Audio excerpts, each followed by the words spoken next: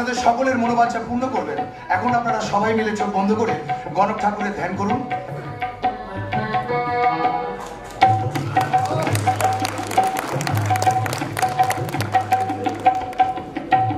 জয় গণক ঠাকুরের জয়, জয় গণক ঠাকুরের জয়, জয় গণক ঠাকুরের জয়। আমার প্রিয় ভক্তগণ, আপনারা শান্ত হয়ে বসুন। আমি একে একে সকলের প্রশ্নের কথা শুনব। কিন্তু এখানে আসার পর আমার চিত্তে চাঞ্চল্যতা দেখা দিয়েছে। শরীর অস্থির অস্থির বোধ করছি। বাতাসে অবিশ্বাসের গন্ধ পাচ্ছি। সুবলনাথ, এক অবিশ্বাসী মানুষ আমার সামনে ধীরে ধীরে প্রকট হচ্ছে। সেই অবিশ্বাসী মানুষটিকে তুমি আমার সম্মুখীন হতে বলো। আপনাদের মধ্যে যিনি ত্রিকালদর্শী গণক ঠাকুরকে অবিশ্বাস করেন, তিনি সামনে এসে দাঁড়ান। পেয়েছি, পেয়েছি, আমি তার দর্শন পেয়েছি, আমি তার দর্শন পেয়েছি। আমার সম্মুখে এসে দাঁড়াও। কে আছো কোথায়? বাবা অর্ণব কুমার রায়। যাও যাও, গণক ঠাকুর তোমায় ডাকছেন। দেখেছো তো কত বড় গণক গান। তোমাকে দেখেই তিনি বুঝতে পেরেছেন তুমি একটা অবিশ্বাসী মানুষ। যাও।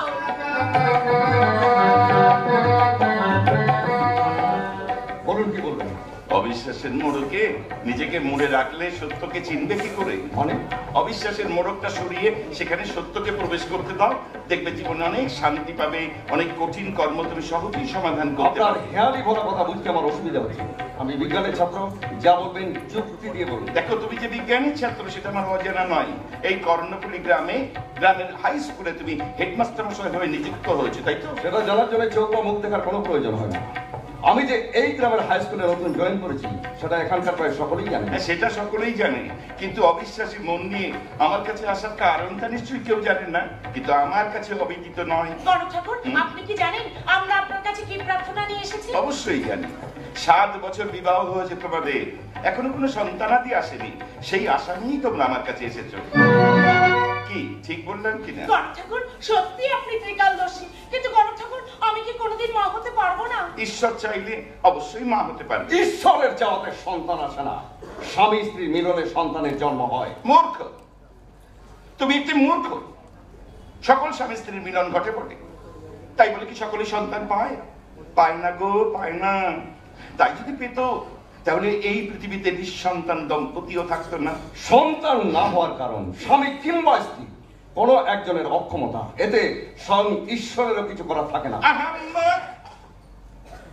মানুষ তার যুক্তি, তর্ক, বুদ্ধি দিয়ে বিজ্ঞানকে বিশ্লেষণ করতে পারে, কিন্তু ঈশ্বরকে বিশ্লেষণ করা মানুষের পক্ষে অসাধ্য। যাও ভক্তি, ওকে নিয়ে ভেতরে যাও। অর্ণব বাবা জীবন, তুমিও যেতে পারো। স্ত্রীকে একলা পাঠালে তোমার মনে অযথা সন্দেহের দল এসে ভিড় করবে। যাও, তুমিও যাও, যাও, যাও, নিয়ে যাও, নিয়ে যাও। এসো মা, তুমি আমার সঙ্গে এসো। তুমিও চলো না, গণক ঠাকুরকে বললেন। চলো। আমার প্রিয় ভক্তগণ, আপনারা সকলেই অবগত আছেন, স্বয়ং দেবী মা আমাকে স্বপ্নের দর্শন দিয়ে তার মন্দির স্থাপন করতে বলেছেন, তার মূর্তি প্রতিষ্ঠা করতে বলেছেন। এটা সকলেই জানেন। আমার মন্দিরের কাজ প্রায় সম্পূর্ণ। মন্দিরের কাজ শেষ হলেই দেবী মাকে প্রতিষ্ঠিত করব। আপনারা সেদিন সকলেই আসবেন, কেমন? সুবলনাথ? হ্যাঁ, গণক ঠাকুরের দর্শনের সময় শেষ হয়েছে। এবার আপনারা সবাই মিলে কেটে পড়ুন। প্রস্থান করুন। জয় গণক ঠাকুরের জয়,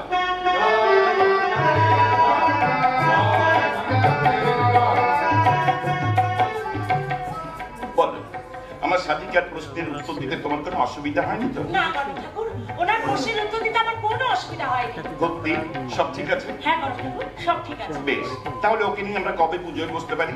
3 দিন পর উত্তম সময়। 3 দিন পর উত্তম সময়। বেশ, 3 দিন পর তোমাকে নিয়ে পুজোয় বসবো, কেমন? আর এই পুজো করতে অনেক সময়ের প্রয়োজন, অন্তত 3-4 ঘন্টা পুজোর সময় লাগবে, কেমন? তৈরি হয়ে এসে, প্রস্তুত হয়ে এসো। ও ঈশ্বর চাইলে তুমি অবশ্যই জননী হবে। না না না না না, সন্ধ্যের পূর্বেই আসবে, কেমন? এই পুজোয় অনেক অনেক আচার বিচার নিয়ম আছে তো, সেগুলো পালন করতে দীর্ঘ সময়ের প্রয়োজন। আমি পুজোয় আসতে পারি? অবশ্যই পুজোয় আসতে পারো, তবে পূজা কক্ষে প্রবেশ করতে পারবে না। পূজা সংলগ্ন আরেকটি কক্ষ আছে, সেই কক্ষে তুমি স্ত্রীর জন্য অপেক্ষা করবে, কেমন? গণক ঠাকুর, আপনাকে প্রণামী কত দেব? আগে তোমার কোলে একটা সন্তান তুলে দিই, এটা মানে আসুন, তারপর দিও, কেমন? আসো না, পুজো বাবদ ওই দিন সঙ্গে করে 1000-5 টাকা নিয়ে এসো। বেশ, আজ তাহলে আসি। চলো।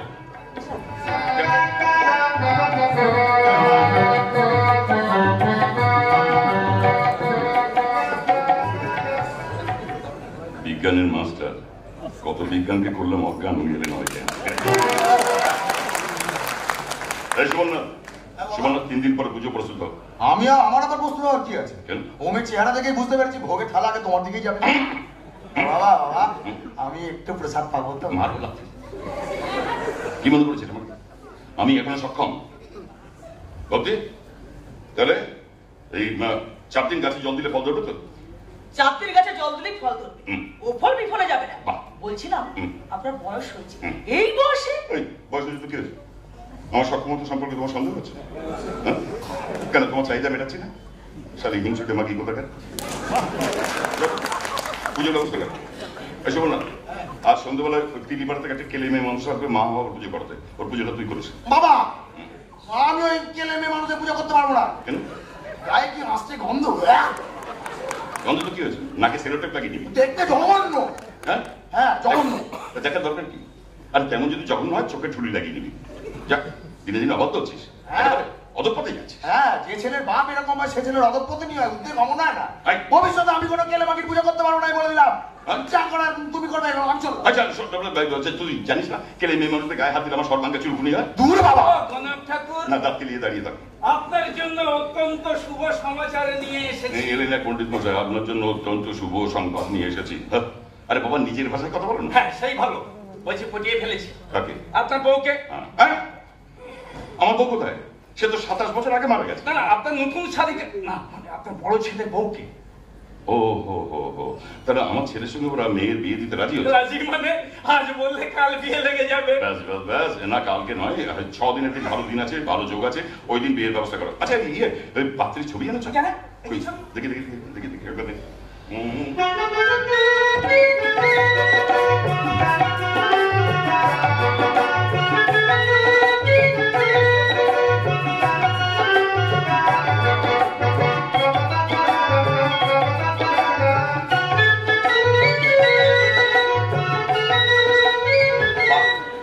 অতি সুলক্ষণা, অতি সুলক্ষণা। এই কাজ করো তো, এই ছবিটা নিয়ে গিয়ে শহরে নিয়ে যাও, শহরে নিয়ে গিয়ে ভালো কোনো শিল্প আসতে কেউ যেন জানতে না পারে, শহরে নিয়ে গিয়ে ভালো শিল্পীকে দিয়ে একটা স্কেচ করিয়ে নিয়ে এসো। স্কেচ মানে কি বুঝতে পারলে? আগে হ্যাঁ, কি মানে ছবিটা হাতে আঁকাতে বলছেন তো? হ্যাঁ, কিন্তু কেউ যেন জানতে না পারে, 5 কান যেন না হয়। হ্যাঁ, যাও যাও। ঠিক আছে ঠিক আছে। বলছেন কি এই কাজের পারিশ্রমিক পাবে পাবে, নিশ্চয়ই পাবে, নিশ্চয়ই পাবে। কাজের পারিশ্রমিক দেবো না কেন? এনো পকেটে 1000-5 টাকা আছে, এটা নিয়ে যাও, পরে আরো দেবো না। এনো ধরো 1005, না 500 টাকা। যাও নেই, যাও। এই কাজের এই সামান্য পারিশ্রমিক? আরে বাবা, এই কাজ করার জন্য আমার অনেক লোক আছে, তোমাকে দিয়ে কেন করায়? কারণ তুমি আবার বহু পুরনো লোক আর একটু বিশ্বস্ত আছো। হরিধনের বিশ্বস্ততার মূল্য মাত্র এই 500 টাকা। এই টাকায় হরিধনের হরি কেন, বাকিটাও কেনা যায় না। বাকিটা কেটে দেবো আমি, কাজটা সেরে এসো, তারপর আরো দেবো। ঠিক আছে ঠিক আছে, আমি কাল সকালেই শহরের উদ্দেশ্যে বেরিয়ে পড়বো। যাও। বলছি গণক ঠাকুর কবে মরবে? গণক ঠাকুর কবে মরবে মানে? আমি মরলে তুমি কোথাকার রাজা বুঝি যাবে? বালাইশাক, আপনি মরবেন কেন? আমি তো আপনার মারবার কথা বলছি না, বলছি সে কবে মরবে। সে মানে কে? আমার বউ না, মানে আমার পুত্রবধূ জানকী মাল। আপনি তো তার কোষ্ঠী বিচার করে বলেছিলেন যে বিবাহের 6 মাসের মধ্যে সে সাপের বিষে মারা যাবে। আমি যখন বলেছি মারা যাবে তখন মারা যাবে, আর সাপের বিষেই মারা যাবে। সে যদি বনে জঙ্গলে সাপের কাছে না যায়, সাপ ধরে নিয়ে এসে আমি ওর ঘরে পাঠিয়ে দেবো। একটু তাড়াতাড়ি করলে ভালো হয়। আপনি তো জানেন আমার পুত্রবধূ জানকী মাল অনেক সম্পত্তির মালিক, জগতে কেউ নেই। ও মরে গেলে সমস্ত সম্পত্তি আমার ছেলেই পাবে। 4 ভাগের 1 ভাগ আমি পাবো, সেটা কি ভুলে গেছো? আরে 6 মাস শেষ হতে এখনো 2 মাস বাকি আছে। যাও যাও, এই 2 মাসের মধ্যে তোমার ছেলের বউর উপর পাঠাবার বন্দোবস্ত করছি। যাও যাও। কি দেবো? আপনার বউ বললাম না, সে 27 বছর আগে মারা গেছে। না, মানে আপনার বড় ছেলের বউয়ের ওই ছবিটা। ও, সেটাই বলো না। ধরো যাও, সেরে এসো। আমার পুত্রবধূর কি গতি হবে সেটা তো আমি বুঝতে পারছি, কিন্তু আপনার পুত্রবধূর সাথে কি করতে চলেছেন সেটা জানতে বড়ই কৌতূহল বোধ করছি। অতিরিক্ত কৌতূহল আমি পছন্দ করি না, এটা তুমি জানো। তবু তোমার কৌতূহল দেখে আমি অবাক হয়ে যাচ্ছি। তাড়াতাড়ি যেন কাজটা সেরে এসে, নইলে পাছায় মারবো এমন এক লাথি না, সারা জীবন হাসপাতালের বিছানায় কাটাতে হবে। মারবেন না, মারবেন না, আমি যাচ্ছি না, মানে বিদায় নিচ্ছি। তাই না? শালা হারামি কোথাকার। জায়গায় সবকিছু আমার প্ল্যান মতো চলছে, সব প্ল্যান মতো ঠিকঠাক এগোচ্ছে। এখন শুধু আমার বড় ছেলে দেবলনাথের সঙ্গে কথা বলা প্রয়োজন। দেবলনাথ বড় ভালো ছেলে, দিনটা তুই ঠাকুর দেবতার পুজো অর্চনা নিয়েই পড়ে আছে। বাবা দেবলনাথ, আরে কে আছিস? দেবলনাথকে বেড়ে করে পাঠিয়ে দে। বাবা দেবনাথ, এদিকে এসো। তোমাকে দেখার জন্য মনটা আমার আকুলি বিক্রি করছে গো। ও দেবনাথ, আমাকে ডাকছেন বাবা? এসেছো এসেছো এসেছো। হ্যাঁ, আমি তোমাকে ডেকেছি, কিন্তু কেন ডেকেছি সেটাই তো ভুলে গেলেন। না, হ্যাঁ মনে পড়েছে। আমি সিদ্ধান্ত নিয়েছি তোমার বিবাহ দিয়ে ঘরে একটি লক্ষ্মী আনবো। পাত্রী অতি সুরক্ষাটা পাশের গ্রামে বসবাস করে। তুমি কি একবার তাকে দর্শন করতে চাও? আপনি নিজে যাকে পছন্দ করেছেন সেটা নিয়ে আমার কোনো বক্তব্যই নেই বাবা। বাহ বাহ, তাহলে তোমাদের বিয়ের পরেই আমি ওই নতুন মন্দিরের দরজা সর্বসম্মুখে উন্মোচন করবো, কেমন? আপনি আমার পিতা ভেবে আমি গর্ববোধ করি। পুজোর সময় হয়েছে বাবা, আমি এখন আসি। এসো এসো, তোমার পুজোর সময় হয়ে গেছে। পিতা স্বর্গ পিতা ধর্ম পিতা হি পরমং তপ পিতরি পীতিমা বন্দে প্রিয়ন্তে সর্বদেবতা। তা তুমি কোথায় গেলে? আমার জ্যেষ্ঠ পুত্র বড় ভালো ছেলে, বড় ভালো ছেলে, ঠিক ওর মায়ের স্বভাবটাই পেয়েছে। যাই পুজো কর। কি ব্যাপার ভক্তি, তুমি আবার এখানে এসে দম মেরে দাঁড়িয়ে রইলে কেন? পুজো হয়ে গেছে? হ্যাঁ হয়ে গেছে। বেশ, আপনার সঙ্গে কিছু কথা আছে। বলো। এই সমস্ত অনাচার এবার বন্ধ করুন। অনাচার? মানে কোন অনাচার?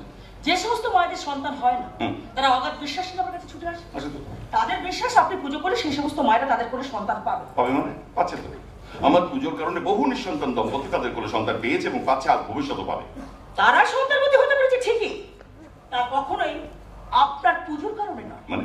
সেটা আপনিও জানেন, আমিও জানি। কি বলতে চাও? পুজোর আড়ালে যে পাপ আপনি করছেন, একদিন তা সকলের সামনে প্রকাশ হবে, আর সেদিন আপনার এই ভক্তরাই আপনাকে চরম দণ্ড দেবে। চরম দণ্ড? হয়তো মৃত্যুদণ্ড। মৃত্যুদণ্ড? বড় ভয় করে আমি। আপনি তো জ্ঞানী মানুষ, মানুষের হস্তরেখা বিচার করতে হ্যাঁ, পারেন, হস্তরেখা বিচার করতে পারি। নবজাতকের কষ্টিও বিচার করতে পারেন, নবজাতকের কষ্টিও বিচার করতে পারি। এবং বহু ক্ষেত্রে দেখা গেছে সেই বিচার নির্ভুল হয়ে গেছে। নির্ভুলই হবে। তাহলে কেন কেন এই সমস্ত পাপ অনাচার আপনি করছেন? সৎপথে থেকেও তো আপনি মানুষের ভক্তি বিশ্বাস অর্জন করতে পারেন। জ্ঞানের পাঁচ বালিশ, জ্ঞান যাও হয়ে গেলে চলে যেতে পারো। দয়া করে আমার কথাগুলো একটু ভেবে দেখবেন। বাবার কিছু নেই, ভেবে দেখেছি। আরে সৎ পথে গলতগিরি করলে না এইরকম বিশাল অট্টালিকায় থাকতে পারতে না। আরে এইরকম বিলাসিতায় জীবন কাটাতে পারতে না। আরে অলৌকিক মানুষের সামনে অলৌকিক কিছু করে দেখাতে হলে অসৎ পথই দরকার। তার মানে আপনি বলতে চাইছেন সব গণকরারই অসৎ? তারা মানুষের বিশ্বাস নিয়ে ছেলেখেলা করছে? আমি সে কথা বলছি না, আমি সে কথা বলছি না যে সব গণকার অসৎ, কিন্তু আমার মতো আছে, আমার মতো এত ভক্তের দল আছে তাদের। রোজ বাড়িতে ভক্তের দলের ভিড় দেখেছো? আছে তাদের? নেই নেই। আরে নেই বলে প্রতিদিন খবরের কাগজ আর টিভির পর্দায় বিজ্ঞাপন দিয়ে দিয়ে পয়সা খরচা করছে, কিন্তু ওই আমার তো লাগে না এগুলো। আর তাছাড়া কি ব্যাপার বলো তো, আজ হঠাৎ এই সমস্ত কথা বলছো? তুমিও তো আমার পয়সা দেখে আমার হাত ধরে শ্বশুর বাড়ি থেকে পালিয়ে এসেছিলে কেন? হ্যাঁ এসেছিল, তবে আপনার অর্থের লোভে নয়। তা কিসের লোভে? একটা শান্তির নীল রচনা করবো গোষ্ঠীর পিণ্ডিতে শুনে এই অগণিত মানুষের মতো আপনি আমাকেও ঠকিয়েছেন। এই ভক্তি, বেশি বাড়াবাড়ি করো না। বেশি বেরোনো হয়েছে তাহলে তোমার আসল চেহারাটা ভক্তদের সামনে প্রকাশ করে দেবো, আর তখন ভক্তরা তোমাকে উল্লঙ্ঘ করে চাক্কাবে। যাও এখন। বেশ, আপনার যা খুশি তাই করুন। দয়া করে সুবর্ণাথকে আপনার এই পাপ কাজে জড়াবেন না।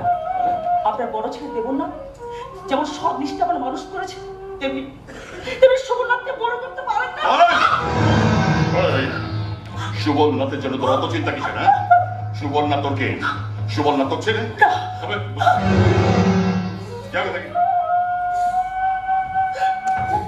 ও আপনার ছেলে? হ্যাঁ, আমার ছেলে। আপনি তাকে বাস, আর একটা কথা না। যাও এখানে। দয়া করে মানুষের ভক্তি বিশ্বাস নিয়ে এমন অনাচার করবেন না যাতে পৃথিবীর সমস্ত গণকারের উপর মানুষের বিশ্বাস হারিয়েছে। পৃথিবীর সমস্ত গণৎকারের উপর মানুষের বিশ্বাস হয়। আরে বাবা, আমি কি পৃথিবীর সমস্ত গণৎকারের ঠিকা নিয়ে বসে আছি নাকি? আমি আমার মতো, আমি একম মেব অদ্বিতীয়, আমি প্রবল প্রতাপশালী, আমি ঈশ্বরের বরপুত্র গণক ঠাকুর বিরজা মহান্তি। তোরা সব কোথায় গেলি রে মা? আরে শুনে যা আনন্দের খবরটা শুনে যা। ও ভবানী, বলি তুমি কোথায় গেলে গো? আরে শুনে যাও আনন্দের। ও হো বুঝতে পেরেছি, মস্ত বড় ঘরে মেয়ের বিয়ে হচ্ছে তো, তাই এখন থেকে তার পা পাটিতে পড়ছে না। তাতে যে পুড়ে এলুম, একটু জল বাতাসা দাও না গো। বাবা, ও বাবা, মা এক্ষুনি খেয়ে উঠলো, হেসে আসছে। এই নাও তোমার জল বাতাসা। দে। ওই মা,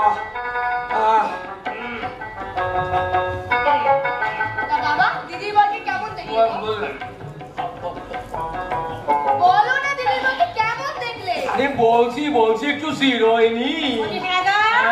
দুপুরে কিছু খেয়েছো নাকি পাত্রের ঘর বাড়ি দেখি পেটের কি দিয়ে সাগার সেই ভুলে তাজা বলেছো, ছেলে আর ছেলের ঘর বাড়ি দেখে না খিদে তেষ্টা ভুলে যাবারই কথা গো।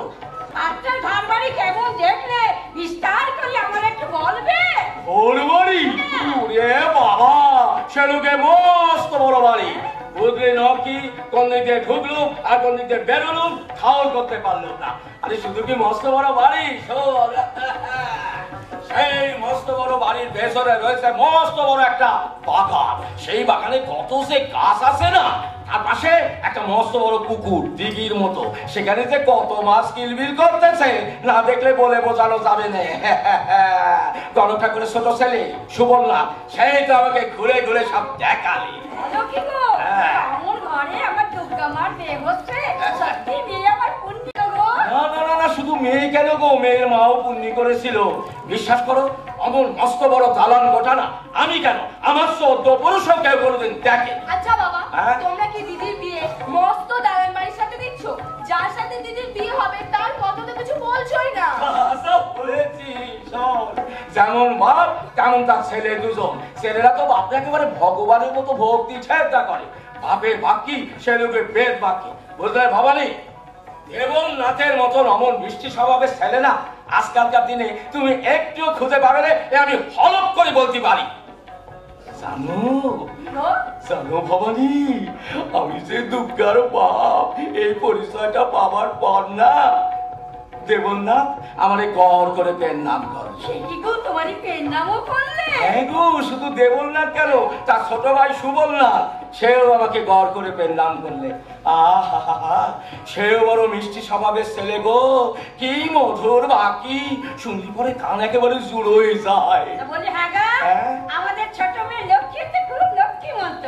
গণক ঠাকুরের ছোট ছেলের সাথে লক্ষ্মীর বিয়ের কথা একবার পেরে দেখোই না, দুই বোনই এক জায়গায় থাকবে, মিলে মিশে সংসার করবে। বাবারে, সে কথাকে আমি ভাবিনি, ভেবেছি সেই কথাই তো বলতে গিয়েছিল, কিন্তু গণক ঠাকুরের সামনে না কথা পারবার সাহস পেলুম। কেন? আসলে কি জানো, আমার একটা রাজবাড়ি লোকের সামনে যাইলে মুখের বাকি গুলো কেমন যেন পেটের মধ্যে সাইতে গেছে। আর সরাসরি গণক ঠাকুরের বলার কি প্রয়োজন? তুমি হরিধর বাবুর কাছে বিয়ের প্রস্তাবখানা দাও, তাহলেই দেখবে গণক ঠাকুরের কানে ঠিক পৌঁছে। এইটা তুই ঠিক বলেছ। লক্ষ্মী মামা, তুই সুবর্ণাথকে বিয়ে করবি? কেন করবে না? বাবা, তোমরা তো দেখছি গাছে না চড়তেই এক কালি। আমি বিয়ে করে কে শুনি? আগে তারা রাজু আর কিনা আগে দেখো, তাছাড়া দিদির বিয়েটাকে হোক, তারপর এইসব নিয়ে ভাবা যাবে। এইটা তুই ঠিক কথা বলেছিস। আগে দুর্গার বিয়ে হোক, তারপরে ভাবা যাবে। তার দুর্গা মা গেল কোথায়? দুর্গা মা কোথায় গেলে রে মা? কোথায় গেল? এই যে আমাকে ডাকছে। আয় মা, কাছে রে। নিজের বিয়ের কথা শুনে লজ্জা পাচ্ছিস বোধ হয়। ভালো, লজ্জা পাওয়া খুব ভালো। লজ্জা হলো গিয়ে নারীর ভূষণ। লজ্জা নাই বাবা, ভয় পাচ্ছি। ভয় করে হেঁটে নেই রে মা, তোর বাপ সেখানে কি সব কিছু দেখে শুনে এসছে। ছেলের মস্ত ঘর, মস্ত দালান বাড়ি, মস্ত পুকুর। চিন্তা কি তোর মা? সেটাই তো আমাকে ভাবাচ্ছে মা। যাদের সবকিছু এত মস্ত, তারা আমার মতো একজন চুনোপুটিকে তাদের ঘরের বউ করে কেন নিয়ে যেতে চাইছে, সেটাই তো বুঝতে পারছি না। আমার মনে খটকা লাগছে, মনটা না বড় কুগাইছে। শোন, এ হলো গিয়ে তোর মনের বউ। আমি নিজে গিয়ে গণক ঠাকুরের সঙ্গে আলাপ পরিচয় করে এসেছি। এমন মস্ত বড় ঘরে আমাদের মেয়ের বিয়ে হবে, সেটা হলো গিয়ে আমাদের পরম সৌভাগ্য। জানিস মা, ছেলেটিও বড় শান্ত স্বভাবে, সাতসরও রাগ করে নে। এমন ঘরে গেলে তুই সুখে শান্তিতে ঘর সংসার করতে পারবি রে মা। এত সুখ আমার কপালে শুনতে।